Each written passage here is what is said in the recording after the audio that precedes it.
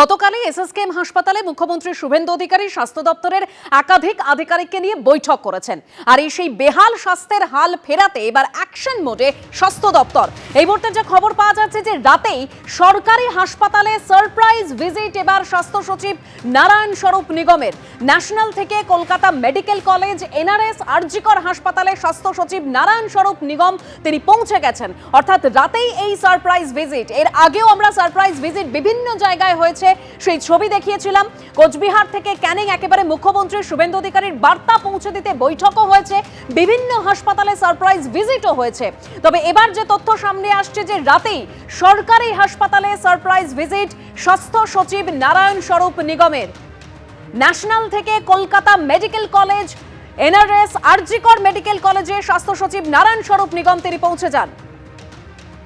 একাধিক বিষয় আজকে বৈঠক হয়, যেখানে রেফার রোগের যে বিষয় সামনে এসেছিল সেইটা যেন ঠিক করা হয়, পরিকাঠামো যাতে উন্নয়ন হয়, অর্থাৎ পরিকাঠামো ব্যবস্থা যাতে ঠিক করা হয় তা নিয়ে বৈঠক হয়। গতকালই মুখ্যমন্ত্রী শুভেন্দু অধিকারী তিনি এসএসকেএম হাসপাতালে বৈঠক করেন এবং তারপরেই একেবারে অ্যাকশন মোডে স্বাস্থ্য দপ্তর।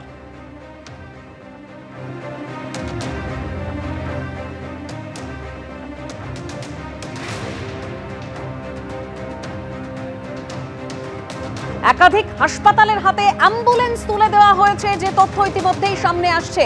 আমাদের প্রতিনিধি ঝিলম করঞ্জয় রয়েছেন আমাদের সঙ্গে। ঝিলম, অর্থাৎ মুখ্যমন্ত্রীর যে বার্তা এবং তারপরেই একদম অ্যাকশন মোডে স্বাস্থ্য ভবন, নারায়ণ স্বরূপ নিগম তিনি রাত্রেবেলাতেই সারপ্রাইজ ভিজিট সারছেন। একদমই গতকাল মুখ্যমন্ত্রী শুভেন্দু অধিকারী এসএসকেএম হাসপাতালে যে বৈঠক করেন সেখানে স্পষ্ট করে দিয়েছিলেন যে সব পরিকাঠামো প্রস্তুত রাখবেন এবং নজরদারি করা হবে এবং সেই কন্ট্রোল রুমগুলোতে তিনি আচমকা পরিদর্শন করতে পারেন। এবং তারপরে স্বাস্থ্য সচিবের তরফ থেকে সমস্ত মেডিকেল কলেজকে বলা হয়েছিল, বিশেষত কলকাতার মেডিকেল কলেজগুলোতে, যে আপনারা আচমকা পরিদর্শনের জন্য প্রস্তুত থাকুন। আর আজকে আমরা দেখলাম রাত 10টা নাগাদ স্বাস্থ্য সচিব আচমকা ন্যাশনাল মেডিকেল কলেজে এসে উপস্থিত হন এবং তিনি সেখানে অধ্যক্ষ, উপাধ্যক্ষ তাদের সঙ্গে কথা বলেন এবং সেখানে অধ্যক্ষ যিনি আছেন শুভ্র মৈত্র, অর্ঘ্য মৈত্র, মাফ করবেন, অর্ঘ্য মৈত্র, তার সঙ্গে কথা বলেন। তিনি অধ্যক্ষ এবং তিনি উপাধ্যক্ষ, তার সঙ্গে কথা বলে তাকে দুটি অ্যাম্বুলেন্স তুলে দেন এবং এরপরে তিনি যান medical college, Kolkata medical college এবং তারপরে এনআরএস মেডিকেল কলেজ। সমস্ত জায়গাতেই তিনি পরিকাঠামোর ব্যাপারে যেখানে যে কর্তারা ছিলেন অধ্যক্ষ, উপাধ্যক্ষের সঙ্গে কথা বলেন এবং একই সঙ্গে অ্যাম্বুলেন্স তুলে দেন এবং সকলকে বলেন পরিষেবা এমার্জেন্সি ঠিকঠাক রাখতে। এই মুহূর্তে তিনি রয়েছেন আরজিকর মেডিকেল কলেজ হাসপাতালে, সেখানেও উপাধ্যক্ষ, অধ্যক্ষ এবং অতিরিক্ত যিনি সুপার তারা রয়েছেন তাদের সঙ্গে কথা বলছেন এবং এমার্জেন্সি এবং আশপাশ এলাকা দেখছেন, তাদেরকেও অ্যাম্বুলেন্স তুলে দেওয়ার যে প্রক্রিয়া সেটা চলছে এবং জানা যাচ্ছে যাতে অ্যাম্বুলেন্সের ঘাটতি না হয় এবং একই সঙ্গে হাসপাতালে রাতে জরুরি বিভাগ যাতে তৎপর থাকে সেই বিষয়ে নজরদারি করতে তার এই আচমকা পরিদর্শন। ধন্যবাদ ঝিলম।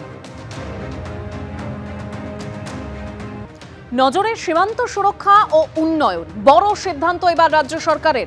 পূর্ত দপ্তরের অধীনে থাকা রাজ্যের 7টি জাতীয় সড়ক হস্তান্তরের সিদ্ধান্ত নেওয়া হয়েছে। ঠিক কি খবর রয়েছে আমরা জানবো, আমাদের প্রতিনিধি রুমা পাল রয়েছেন টেলিফোন লাইনে। রুমা, দেখো, রাজ্যের 7টি জাতীয় সড়ক অংশ জাতীয় সড়ক কর্তৃপক্ষ অর্থাৎ এনএইচএআই এবং national highways and infrastructure development corporation লিমিটেডের হাতে তুলে দেওয়ার নীতিগত অনুমোদন দিয়েছে। দীর্ঘদিন ধরে এই রাজ্য সরকারের কাছে এই প্রস্তাবগুলো ঝুলেছিল এমনটাই জানানো হয়েছে এবং কেন্দ্রীয় সড়ক পরিবহন ও মহাসড়ক মন্ত্রকের একাধিক অনুরোধ সত্ত্বেও আনুষ্ঠানিকভাবে হস্তান্তর না হওয়ায় উন্নয়নের কাজ অনেকটাই আটকে ছিল। এবার ছাড়পত্র দেওয়া হয়েছে এই প্রকল্পগুলিতে যাতে কাজ দ্রুত এগোয়, এমনটাই মনে করা হচ্ছে। যে 7টা জাতীয় সড়ক হস্তান্তরের কথা বলা হয়েছে সেটা হচ্ছে NH 312, যেটা জঙ্গিপুর, ওমরপুর, কৃষ্ণনগর, বনগাঁ, বসিরহাট, খোজাডাঙ্গা পর্যন্ত এনএইচআই এর হাতে তুলে দেওয়ার কথা বলা হয়েছে। NH 31 সেটা বিহার পশ্চিমবঙ্গ সীমান্ত থেকে গাজল পর্যন্ত পশ্চিমবঙ্গের সম্পূর্ণ অংশ এনএইচআই এর হাতে, এবং NH 33 বিহার পশ্চিমবঙ্গ সীমান্ত থেকে ফারাক্কা পর্যন্ত পশ্চিমবঙ্গের সম্পূর্ণ অংশ এনএইচআই এর হাতে। নতুন যেটা NH 10 সেবক আর্মি ক্যান্টনমেন্ট থেকে করোনেশন ব্রিজ কালিম্পং হয়ে পশ্চিমবঙ্গ সিকিম সীমান্ত পর্যন্ত 66 কিলোমিটার NHIDCL এর হাতে। নতুন যেটা NH 317A হাসিমারা থেকে জয়গাঁও ইন্দো ভুটান সীমান্ত পর্যন্ত সম্পূর্ণ অংশ NHIDCL এর হাতে। আর নতুন NH 717 বারাধিগি, ময়নাগুড়ি, চ্যাংড়াবান্ধা হয়ে ইন্দো বাংলাদেশ সীমান্ত পর্যন্ত সম্পূর্ণ অংশ NHIDCL এর হাতে। আর NH 110 সেটা পুরনো NH 55 শিলিগুড়ি থেকে কার্শিয়াং দার্জিলিং পর্যন্ত সম্পূর্ণ অংশ NHIDCL এর হাতে তুলে দেওয়া হচ্ছে। বলে রাখি যে রাজ্য সরকারের অনুমোদনের ফলে সিকিম, ভুটান এবং বাংলাদেশ সীমান্তের সঙ্গে যোগাযোগ আরো শক্তিশালী হবে বলে বলা হচ্ছে এবং দার্জিলিং পাহাড়, ডুয়ার্স ও উত্তরবঙ্গকে জাতীয় সড়ক নেটওয়ার্কের সঙ্গে আরো উন্নতভাবে যুক্ত করার পরিকল্পনা নেওয়া হয়েছে। একই সঙ্গে মালদা ও মুর্শিদাবাদ হয়ে বিহার বঙ্গ করিডোর উন্নয়ন এবং মুর্শিদাবাদ, নদিয়া, উত্তর 24 পরগনা হয়ে হোজাডাঙ্গা পর্যন্ত ইন্ডো বাংলাদেশ সীমান্ত সংযোগকারী সড়ক উন্নয়নের কাজেও এটা এগোবে, এমনটাই কিন্তু বলা হচ্ছে।